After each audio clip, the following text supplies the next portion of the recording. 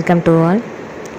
Last கிளாஸில் நம்ம பார்த்தோம் 10th சயின்ஸில் நியூட்டன்ஸ் லா பார்த்ததில் ஃபஸ்ட் லாவில் பார்த்துட்டு வந்துட்ருக்கோம்.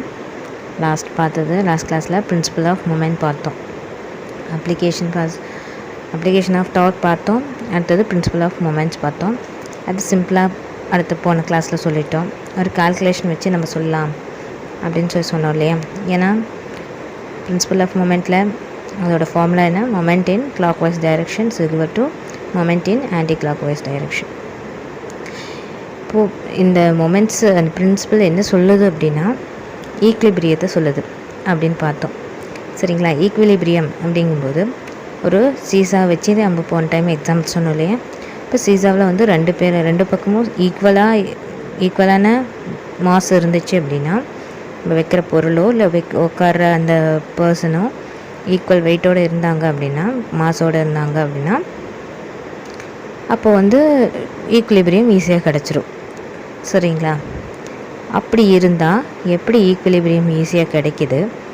சப்போஸ் நம்ம ஒரு பக்கம் வெயிட் அதிகமாகவும் ஒரு பக்கம் மாஸ் கம்மியாகவும் வச்சோம் அப்படின்னா அதனால் எப்படி நமக்கு ஈக்குலிபிரியம் கிடைக்காம தான் போகும். அதை எப்படி ஈக்குலிபிரியத்துக்கு கொண்டு வருது அப்படிங்கிறத ஒரு கால்குலேஷன் வச்சு சொல்லித்தரேன் அப்படின்னு சொல்கிறேன். அதை இப்போ நம்ம பார்க்கலாமா? பாருங்கள். இப்போ நான் உங்களுக்கு ஒரு கால்குலேஷன் காமிச்சிருக்கேன் பாருங்கள். பிரின்சிபல் ஆஃப் மொமெண்ட்டுன்னு இதில் சைடில் ஒரு சின்ன பிக்சர் மாதிரி, அதுதான் சீசாவில் பாருங்கள். இந்த பக்கம் moment in clockwise is equal to moment in anti கிளாக் வைஸ்ன்னு சொல்லி போட்டிருக்கோம். இதுதான் ஃபார்முலா. புக்லேயே பாருங்கள், F1 into D1 is equal to F2 into D2ன்னு ஃபார்முலா கொடுத்துருப்பாங்க. சரி, அதை அப்புறம் பார்க்கலாம். இப்போது சீசாவில் பாருங்கள், ஒரு பக்கம் 20 kg வச்சுருக்கோம். அது ஃபஸ்ட்டு ஒன் சைடு மட்டும் நீங்கள் அந்த மாஸ் வைக்கும்போது, அந்த பொருள் வைக்கும்போது 20 kg மாஸ் உள்ளது. அது பாருங்கள் எப்படி அந்த சீசா சாஞ்சிருக்கு பாருங்கள் இல்லையா. ஒன் சைடாக சாஞ்சிருக்கு. பிகாஸ் ஒன் சைடு மட்டும்தான் நீங்கள் அந்த வெயிட் கொடுத்துருக்கீங்க. ஸோ அது ஒன் சைடாக சாஞ்சிருக்கு. இப்போ நான் இதை ஈக்லிபிரியமாக கொண்டு வரணும் அப்படின்னா என்ன பண்ணணும், அதே மாதிரி அளவு இந்த பக்கம் நான் உங்களுக்கு ஒரு ஃபோர்ஸ் கொடுக்கணும். சரிங்களா. இப்போது ஃபஸ்ட் நீங்கள் இந்த ஒன் சைடாக ஒரு ஃபோர்ஸ் கொடுத்துருக்கீங்க. அதுதான் ஒன் சைடாக ஒரு 20 kg பொருள் வச்சுருக்கீங்கன்னா அது ஒன் சைடாக நீங்கள் கொடுத்த ஃபோர்ஸ். அது எந்த டைரெக்ஷனில் சாயுது? கிளாக் வைஸ் டைரெக்ஷன் போட்டிருக்கோமா, கிளாக் வைஸ்னு. அப்போது இந்த கிளாக் வைஸ் டைரெக்ஷனில் சாஞ்சிருக்கு. இதை நான் ஈக்லிபிரியத்துக்கு கொண்டு வரணும் அப்படின்னா எந்த டைரெக்ஷனில் நான் ஃபோர்ஸ் கொடுக்கணும்? ஆன்டி கிளாக் வைஸ் டைரெக்ஷனில் ஃபோர்ஸ் கொடுக்கணும். அப்படி நான் கொடுக்கும்போது ஒரு 20 kg நான் திருப்பியும் கொடுத்துருக்கேன் அப்படின்னா ஆன்டி கிளாக் வைஸ் டைரெக்ஷனில் அந்த வெயிட் கொடுக்கும்போது, ஃபோர்ஸ் கொடுக்கும்போது அப்போது அந்த இடத்துல என்ன ஆகுது? ஈக்லிபிரியம் ஃபார்ம் ஆகுது. சரிங்களா. ஃபஸ்ட்டு ஈக்லிபிரியம் RS இது வந்துருச்சு. சரிங்களா. ஓகே. இப்போது பார்த்தீங்க அப்படின்னா clockwise anticlockwise சொல்லிட்டோம். இப்போ கிளாக் வைஸ் நீங்கள் ஒரு F இன்ட்டு D அப்படின்னு சொல்லும்போது ஃபோர்ஸ் கொடுக்குறீங்க. சரிங்களா. F இன்ட்டு D அப்படின்னாவே நம்ம ஆல்ரெடி பார்த்துருக்கோம். டார்க்கோட ஃபார்முலா என்ன? F இன்ட்டு பெர்பெண்டிகுலர் டிஸ்டன்ஸ்ன்னு பார்த்துருக்கோம். சரிங்களா. F into D. இப்போது நான் கிளாக் வைஸில் ஒரு டார்க் கொடுக்குறேன். டார்க் இங்கே இருக்குது தானே. ஏன்னா டார்க் என்ன, ஒரு இதுலேருந்து நம்ம கொடுக்கக்கூடிய ஃபோர்ஸ் அது அதிகமாக அந்த ரொட்டேஷனை ஃபார்ம் பண்ணுது. இப்போ இங்கே கூட கிளாக் வைஸில் ரொட்டேஷன் ஃபார்ம் பண்ணியிருக்கு. ஃபஸ்ட்டு ஒன் சைட் கொடுக்கும்போது. செகண்ட், அதை ஈக்குவல் பண்ணுறதுக்காக நான் ஆன்டி கிளாக் வைஸில் நான் திருப்பி ஒரு ஃபோர்ஸ் கொடுத்துருக்கேன். அப்போது நான் இது ரெண்டுத்துக்கும் ஃபோர்ஸ் கொடுத்துருக்கேன். ஒன்று கிளாக் வைஸ் டார்க்கு, இன்னொன்று ஆன்டி கிளாக் வைஸ் டார்க்கு ஏற்பட்டிருக்கு. அப்போ டார்க்கை இந்த இடத்துல ஃபார்ம் ஆகுது. டார்க்குக்கு ஃபார்முலா ஆல்ரெடி நம்ம பார்த்துருக்கோம், ஃபோர்ஸ் இன்ட்டு D. சரிங்களா. டிஸ்டன்ஸு. இப்போ ஃபோர்ஸ் எவ்வளோ கொடுத்தோம் அப்படிங்கிறது நமக்கு தெரிஞ்சாகும். ஃபோர்ஸ் தெரிஞ்சால் தான் அடுத்தது நம்ம டிஸ்டன்ஸை கண்டுபிடிச்சி நம்ம டார்க் எப்படிங்கிறது நம்ம ஃபார்ம் பண்ண முடியும். சரியா. சரி, அப்போது ஃபோர்ஸை கண்டுபிடிக்கிறதுக்கு என்ன form? F is equal to mass into gravity, mg. சரிங்களா. mgனா மாஸ், நம்ம வச்சுருக்கிற பொருளோட மாஸும் கிராவிட்டி. ஏன்னா கிராவிட்டி எதுக்காக நம்ம பாருங்கள் வெர்டிக்கல் அப்படியே உட்காந்துருக்காங்க இல்லையா. இப்போது இந்த இடத்துல உங்களுக்கு கீழே இழுக்கும்போது அந்த இடத்துல கிராவிட்டி யூஸ் ஆகுது இல்லையா. ஸோ ஃபோர்ஸ்க்கு கண்டுபிடிக்கிறதுக்கு மாஸ் இன்ட்டு கிராவிட்டி. சரி, இப்போ F ஈக்குவல் டு மாஸ் எவ்வளோ நம்ம கொடுத்துருக்கோம்? 20 kg. ஃபஸ்ட் ஒன் சைடு மட்டும் கொடுத்துருக்கோம். அந்த ஒன் சைடு மட்டும் பார்க்கலாம். ஒன் சைடில் கொடுத்தது 20 kg. சரிங்களா. சரி 20 kg இன்ட்டு கிராவிட்டி வந்து 9.8 வரும் சரிங்களா. பட் நம்ம இது ரவுண்டாக வச்சுக்கலாம் 10ன்னு. இப்போ 10 கிராவிட்டி இருக்குது சரிங்களா. இப்போது F equal to mgன்னு சொன்னோம். F equal to mass 20 into gravity எவ்வளோ 10. அப்போ 20 இன்ட்டு 10 200 N நியூட்டன். ஃபோர்ஸோட அளவு என்ன 200 நியூட்டன். இப்போ ஒரு சைடு உள்ள ஃபோர்ஸை வந்து நம்ம கண்டுபிடிச்சிட்டோம். இப்போ நமக்கு தேவை டார்க். F இன்ட்டு டி தானே ஃபஸ்ட்டு சொல்லியிருக்கிறது. அப்போ torques equal to F into d, அதாவது பெர்பெண்டிகுலர் டிஸ்டன்ஸ் அப்படின்னு சொல்கிறோம். ஓகே, டார்க்கில் ஃபஸ்ட்டு எஃப் என்ன எஃப் கண்டுபிடிச்சிருக்கோம். எஃப் என்ன கண்டுபிடிச்சோம் 200 N. பிகாஸ் மாஸ் வந்து 20 kg, கிராவிட்டி வந்து 10. அப்போது ரெண்டையும் மல்டிபிள் பண்ணும்போது 200 N நியூட்டன் கிடைக்குது ஃபோர்ஸு. அப்போது எஃப் வந்து 200. ஓகே, இன்ட்டு பெர்பெண்டிகுலர் டிஸ்டன்ஸ் அப்படிங்கும்போது என்ன அப்படின்னா சென்டர் பாயிண்ட் இருக்கு இல்லையா, சீசாவோட சென்டர் பாயிண்ட்லேருந்து அந்த இப்போ வெயிட் வச்சுருக்கோம் இல்லையா, பொருள் வச்சுருக்கோம் இல்லையா, திங்ஸ், அந்த வச்சுருக்கிறதுக்கும் இந்த சென்டர் பாயிண்ட்டுக்குள்ள டிஸ்டன்ஸ் நம்ம ஒரு 2 மீட்டர்னு வச்சுக்கலாம். அப்படிங்கும்போது அதுதான் பெர்பெண்டிகுலர் டிஸ்டன்ஸு. அந்த பொருளுக்கும் அந்த பாயிண்ட்டுக்கும் சென்டர் பாயிண்ட்டுக்கும் உள்ள டிஸ்டன்ஸ் தான் பெர்பெண்டிகுலர் டிஸ்டன்ஸு. அதனால் 200 × 2. அப்போது ஈக்குவல் டு 200 × 2 400 Nm. டார்க் வந்து எவ்வளோ ஃபோர்ஸ் 200, டிஸ்டன்ஸ் 2. அப்போது மல்டிபிள் பண்ணும்போது 400 Nm. டார்க் வந்து எவ்வளோ ஒன் சைடு, அதாவது கிளாக் வைஸ் டைரெக்ஷனில் ஏற்படக்கூடிய டார்க்கோட அளவு என்ன 400 Nm. ஓகே, இப்போ நமக்கு ஒரு சைடு வந்து டார்க் என்னன்னு தெரிஞ்சிருச்சு கிளாக் வைஸில். இப்போ equal to moment in anti clock wise தெரியணும் இல்லையா. ஈக்குவல் ரெண்டுமே ஈக்லிபிரியம் சொல்லியாச்சு. அப்போ ஈக்லிபிரியம் போது சரி நான் வெயிட்டு 20 kg கொடுக்குறேன். அப்போ 20 kg கொடுத்தோடனே ரெண்டுமே என்னவாக இருக்கும், இதுவும் 400 என்னமாக இருக்கும், அதுவும் 400 என்னமாக இருக்கும். அப்போ ஸோ எனக்கு எந்த பிரச்சனையும் இல்லை, ஈக்குவலாக. ஆனால் சீசாவில் ஒன் சைடு மட்டும் வெயிட் ஜாஸ்தி, அதாவது உட்கார்றவங்க 2 பேருமே ஈக்குவல் வெயிட்டாக இருந்தால் நமக்கு ஈக்லிபிரியம் ஈஸியாக கிடச்சிரும். டார்க் ரெண்டுமே 400 என்னமாக இருக்கும். ஸோ ஈக்லிபிரியம் நமக்கு ஈஸியாக கிடச்சிரும். ஆனால் இங்கே பாருங்கள், ஒரு பக்கம் உட்கார்றோட வெயிட் வந்து 30 kg இருக்குது. பாருங்கள், லாஸ்ட் இந்த 4வது 5வது பிக்சரில் பாருங்கள், 30 kg நீங்கள் வெயிட் இங்கே கொடுக்கும்போது ஆன்டி கிளாக் வைஸில் நீங்கள் ஃபஸ்ட்டு 20 kg கொடுத்தீங்கன்னா ஒன்றும் ப்ராப்ளம் இல்லை.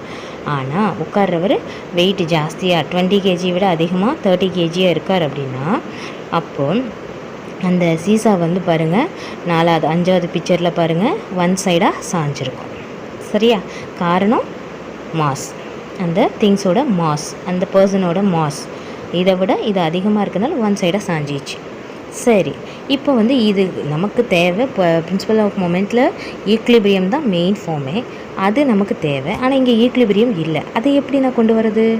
ஸோ அந்த ஈக்லிபிரியம் கொண்டு வரத்துக்கு நம்ம ஒரு சின்ன ஃபஸ்ட்டு ஏற்கனவே கண்டுபிடிச்ச டார்க், அதாவது கிளாக் வைஸில் டார்க் கண்டுபிடிச்சிட்ட 400 Nm. இதே 400 Nm எனக்கு இங்கே வந்தால் தான் ஈக்லிபிரியம். பட் வரலை, என்ன பண்ணட்டும்? இப்போ நம்ம அந்த இடத்துல தான் நம்ம ஒரு சின்ன ஃபார்முலா ஃபார்ம் பண்ணுறோம். எனக்கு ஃபஸ்ட்டு F1 D1, அதாவது F × Dன்னு கொடுத்துருந்தாங்க இல்லையா, ஃபஸ்ட்டு F1 D1ன்னா நான் ஃபஸ்ட்டு கிளாக் வைஸில் கண்டுபிடிச்சிட்டேன். சரிங்களா? இல்லை, ஃபஸ்ட்டு வந்து இந்த டைரெக்ஷன் வச்சுக்கலாம், anticlockwise direction. F2 D2ங்கிறது கிளாக் வைஸ் டைரெக்ஷன் வச்சுக்கலாம். எப்படி இருந்தாலும் ஈக்குவல் தானே. அப்போ F2 D2வில் நான் கண்டுபிடிச்சிருக்கேன். ஃபோர்ஸும் எனக்கு தெரிஞ்சிருச்சு, டிஸ்டன்ஸும் எனக்கு தெரிஞ்சிருச்சு 2 மீட்டர். அப்போ எனக்கு அதனுடைய ஃபார்முலா என்னங்கிறது முடிஞ்சிருச்சு. F1 D1ல் பார்த்தீங்கன்னா எனக்கு இந்த 30 kgக்கு வந்து நீங்கள் எவ்வளோ ஃபோர்ஸ் கொடுத்துருக்கீங்கன்னா ஆல்ரெடி நமக்கு தெரியும்.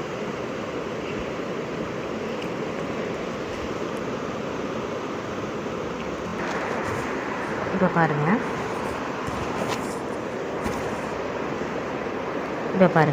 இந்த ஃபஸ்ட்டு 20 kgக்கு நம்ம கண்டுபிடிச்சது 400 Nm கண்டுபிடிச்சிட்டோம். சரிங்களா? இப்போ நமக்கு தேவை இந்த 30 kgs ஈக்லிபிரியத்துக்கு கொண்டு வரணும். அதாவது 30 kgs ஈக்லிபிரியம் ஆகுமா? இங்கேயும் 2 மீட்டர் அப்படின்னா 30 × பாருங்கள், நம்ம ஃபோர்ஸ் கண்டுபிடிக்கணும். சரியா? ஃபஸ்ட்டுக்கு ஃபோர்ஸ் கண்டுபிடிச்சிருக்கோம். என்ன ஃபோர்ஸ் கண்டுபிடிச்சோம்? 200 Nm கண்டுபிடிச்சோம். இப்போ செகண்டுக்கு நம்ம ஃபோர்ஸ் கண்டுபிடிக்கணும் அப்படின்னா இப்போது இதுக்கு நம்ம ஃபோர்ஸ் கண்டுபிடிக்கணும்னா F = 30 × 10 அப்படின்னு போடுறோம்.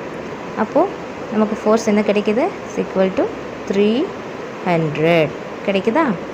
இப்போது இதுக்கு வந்து டார்க் கண்டுபிடிச்சோம் அப்படின்னா என்ன பண்ணுவீங்க? டார்க் ஈக்குவல் டு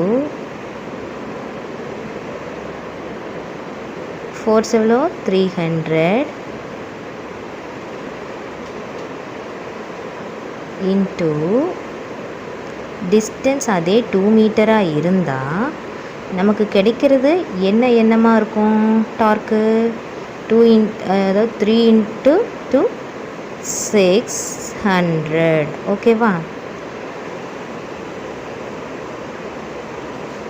600 கிடைக்கும். ஆனால் நமக்கு ஃபஸ்ட்டு டார்க் எவ்வளோ கிடச்சிருக்கு? 400 Nm. அப்போது எனக்கு கிடைச்சது செகண்ட் டார்க் வந்து 600 Nm இருந்தால் அது என்னவாக இருக்கும்? ஈக்குலிபிரியமாக இருக்குமா? நத்திங். ஸோ எனக்கு இப்போது என்ன தேவை?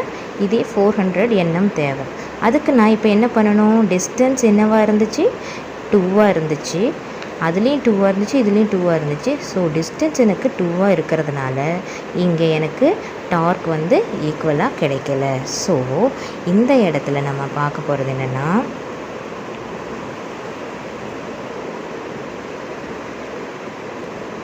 நம்ம பார்த்த மாதிரி எனக்கு டார்க் வந்து 400 கிடைக்கல, டிஸ்டன்ஸ் 2 மீட்டராக இருந்தால். இப்போ நம்ம பார்க்கலாம். இது ஆன்டி கிளாக் வைஸ், சரிங்களா? இது anti clock wise F1 D1, இது கிளாக் வைஸ் F2 D2, சரிங்களா? ஓகே. இப்போது F1 ஆன்டி கிளாக் வைஸ்க்கு பார்த்தீங்கன்னா F1னா என்ன? ஃபோர்ஸ் என்ன கண்டுபிடிச்சோம் நம்ம? 30. இங்கே இந்த மாதிரியே ஃபோர்ஸ் கண்டுபிடிக்கணும்.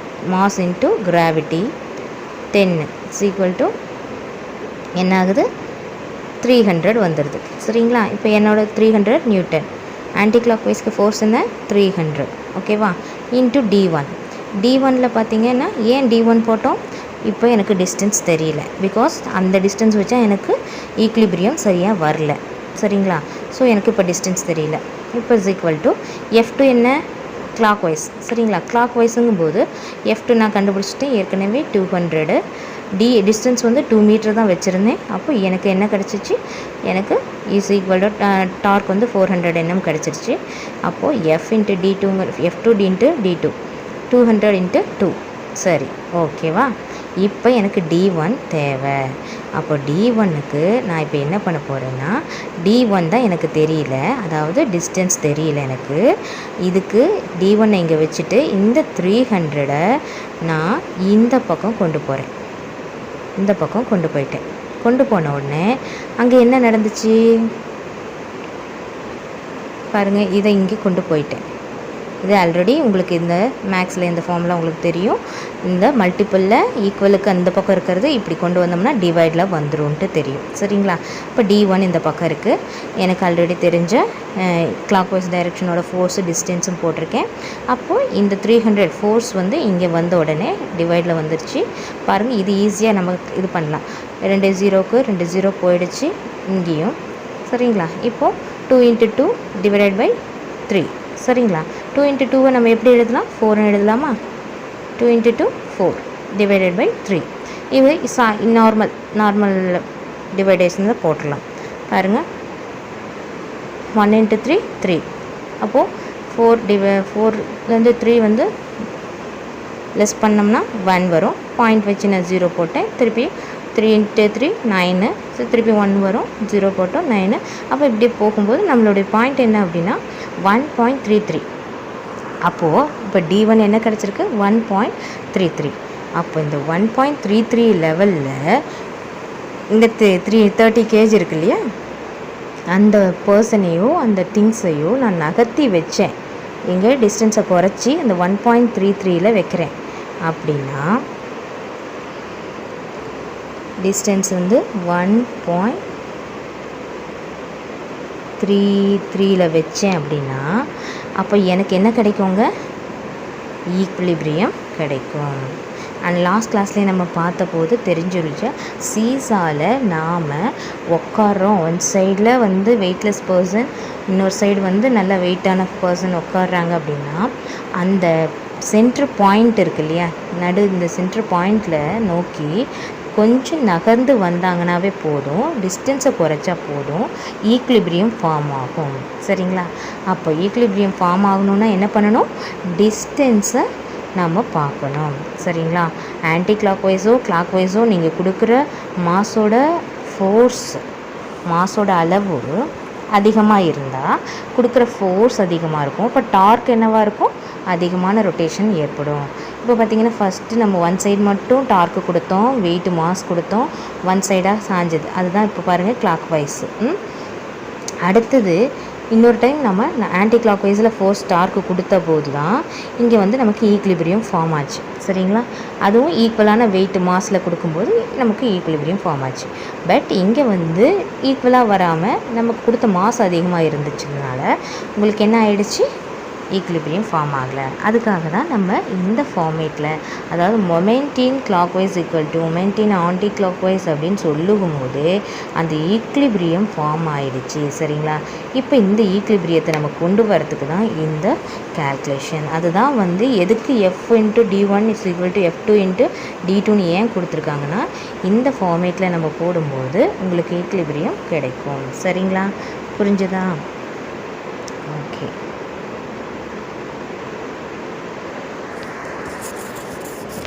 Next topic, Newton's second law of motion. Newton's second law. இது வரைக்கும் ஃபஸ்ட் லா பார்த்துட்டோம். அடுத்தது செகண்ட் லாவில் என்ன சொல்கிறாங்கன்னு பாருங்கள்.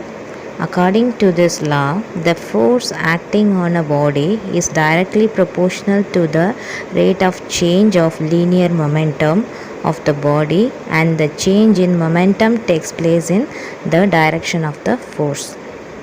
என்ன சொல்கிறாங்க, the force acting on a body is directly proportional to the rate of change of linear momentum of the body, and the change in momentum takes place in the direction of the force. அதாவது ஒரு பாடி means ஒரு object மேலே நீங்கள் கொடுக்கக்கூடிய force, சரியா, அது எதுக்கு டைரெக்டாக இருக்குது, ஈக்குவலாக இருக்குது அப்படின்னு பார்த்தா rate of change of linear momentum of the body.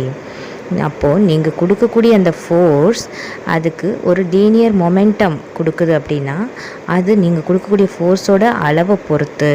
Force அதிகமாச்சுன்னா அந்த rate of change of linear momentum அதிகமாகும், குறைஞ்சதுன்னா குறையும். சரிங்களா? கொடுக்கக்கூடிய ஃபோர்ஸினுடைய அளவு அந்த பாடியோட மாஸ், சரிங்களா, இதை பொறுத்து அமையும். சரிங்களா? அது எப்படி linear momentum of the body and the change in momentum, அந்த லீனியர் மொமெண்டம் சேஞ்ச் ஆகுது அப்படின்னா takes place in the direction of the force. கொடுக்கக்கூடிய டைரெக்ஷன், இந்த ஃபோர்ஸ் எந்த டைரெக்ஷனில் கொடுக்குறீங்களோ அந்த டைரெக்ஷனுடைய அந்த ஃபோர்ஸ் சேஞ்ச் வச்சு தான் லீனியர் மொமெண்டம் சேஞ்ச் ஆகுது. ஓகேங்களா? இதை வந்து நம்ம பார்க்கலாம்.